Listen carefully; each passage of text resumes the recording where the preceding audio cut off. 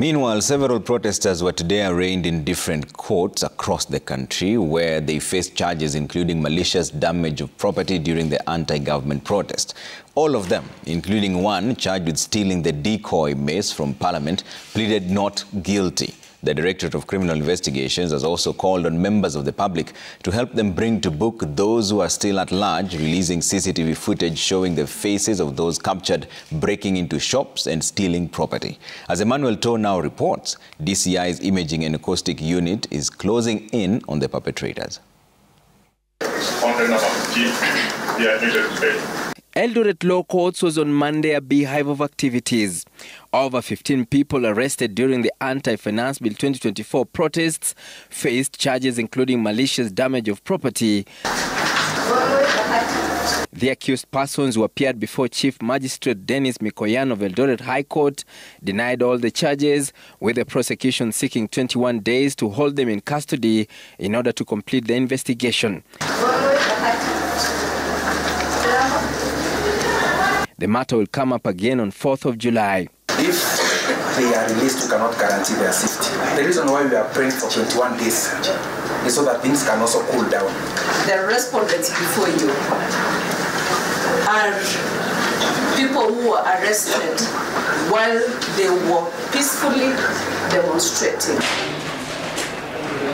Several kilometers away from Eldoret, the Kiambu Law Courts was also a busy station as more protesters came face to face with the law. Naftari David Njama and Joseph Koro Wawero pleaded not guilty to 3 counts, including malicious damage to property, and were released on a bond of 1 million shillings or an alternative surety of similar amount.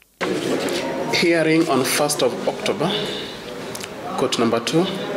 Mention on 11th of July for the pre-trial conference. In the capital Nairobi, Stephen Mokogi Nyarenchi, who was arraigned at Milimani Law Courts and charged with unlawful entry into the parliamentary compound by climbing over the fence along Parliament Road on June 28th, pleaded not guilty and was released on a cash bail of 2,000 shillings. He also denied taking the missing mace of Parliament. He appeared before Principal Magistrate Ben Mark Ekobi.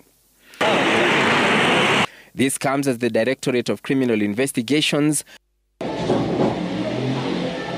released CCTV footage of some youth who broke into several business premises, including boutiques, electronic shops and supermarkets in Nairobi.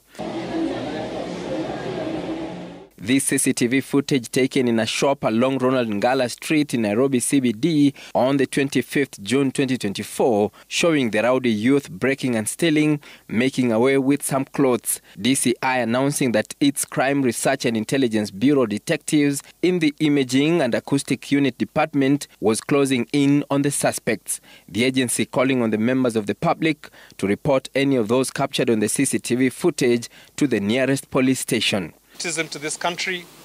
This comes as a section of civil society groups asked President William Ruto to act on the demands given by the demonstrators as the only way to reclaim public trust.